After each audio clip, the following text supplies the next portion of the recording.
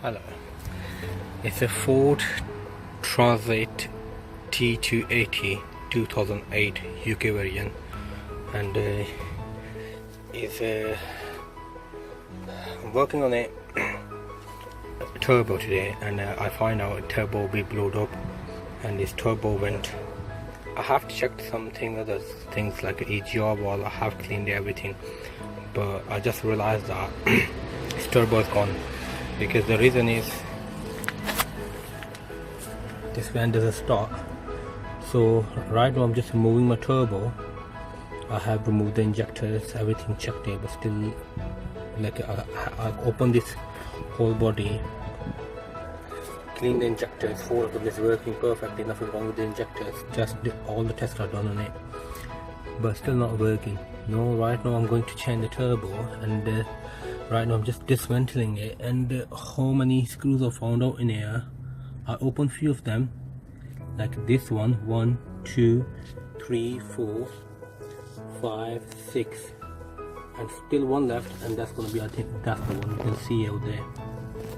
So I'm just going to dismantle that one, and after that I'm going to find out, and because I have seen the picture with it, and it looks like the turbo is gone, and I'll show you in a minute. 1 second.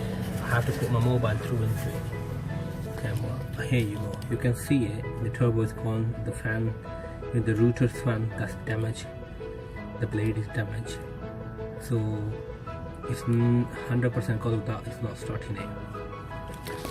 After dismantling it, I'm going to show you the turbo, what happened with the turbo, and let me finish my last screw, then I'm gonna, I need to turn it fluid to make it softer.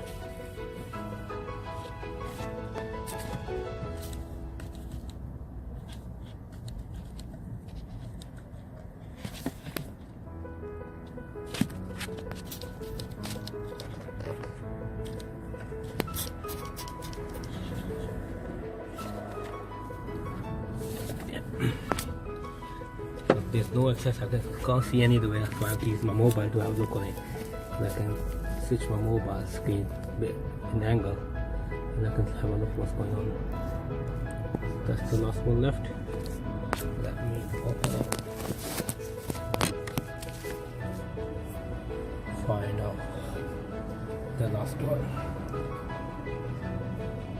It's a bit funny, they used different screws, like bolts on it. This is going to be 12 ml. I'm using it, so I also used 13, number 13 as well, number 14, and I don't know why it's got 4 different kind of screws. Confused. It's been opened before, or why is the reason? I'm gonna find out in a minute. So the last one is in here. Where's it gone?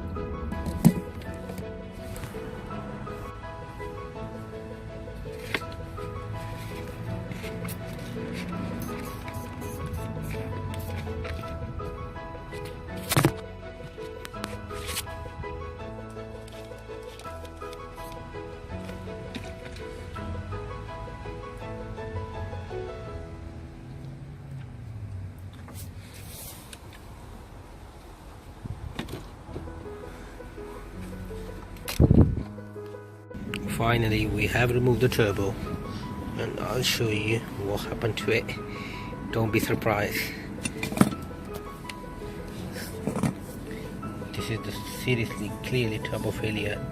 It's mixed all the oil, and look at the fan condition. It's totally gone. And if I to show you one more thing, look at that. You'll see. So basically it's fully gone now. I'm not going. People do recondition. I don't know how they do that, but I'm not going to recondition now. There's no way to recondition, especially for this. It's not going to cost me much. Even the brand new one I can find it for 160, 170 pound. So there's no point in reconditioning this. But it's mixed all the oil, and obviously it's failure. Turbo failure confirmed. It's 100% sure it's turbo failure. There's the second part, because it's so hard to dismantle, and it took me. I'll show you one more thing, because I haven't done anything on it. You can see my van is back on normal, still on the wheel. I just put the jack underneath, lift the van up, remove some screw from top side and some of them from bottom side, and I'll show you how his turbo was out there. And it's for people. I think it's not hard, anyone can do that. It's a bit tricky. These 4 screws was on the top side, 1, 2, 3 and 4. Yeah. Then this 1, 2, these one I opened from the top side as well. This is from the oil connector, so that's on the top side as well. What I removed from the bottom side, even I also removed in here. One sec. No, that's it here. So 6 of them I removed from top side. And this screw, that bolt was bottom side. So I have to go underneath the van and remove the exhaust connection. I remove the exhaust, move away out of the way. So basically half of the dismantle, the flexi pipe of the exhaust. I open the flexi pipe, I move the exhaust away, and then dismantle the bottom side. And then after that, this connection I want to dismantle it. Then I open these one too, just to take it out of top side. And I didn't remove the housing straight away. I left the housing till end. The reason was because I was working on the bottom side, on the underneath the van, and I don't want the turbo on my top of my head. It can hurt me. So the job is done. So once I'm going to order a new turbo, I have got a part number in here. Let me have a look again. Yeah, somewhere in here. So the part number is in here. That's the part number. I'm going to order a new turbo, and once I receive the new one, I'll put on it and then make a new video on it. Why am I making this video for? The reason was I tried my hard to find a Ford Transit MK7 model. Someone can show me how to change the turbo.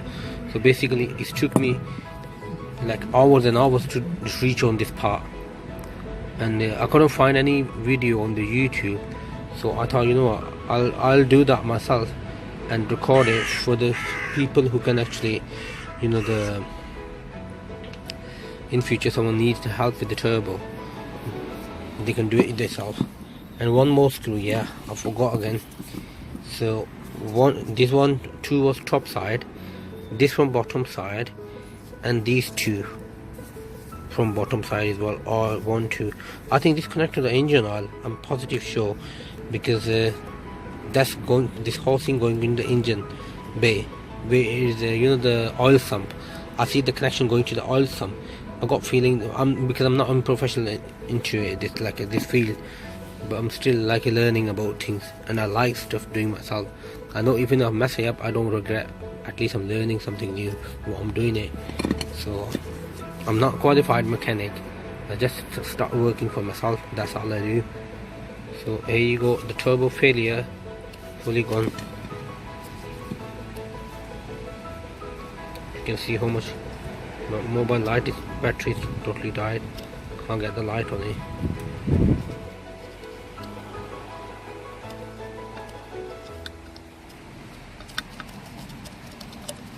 You can see the noise in it.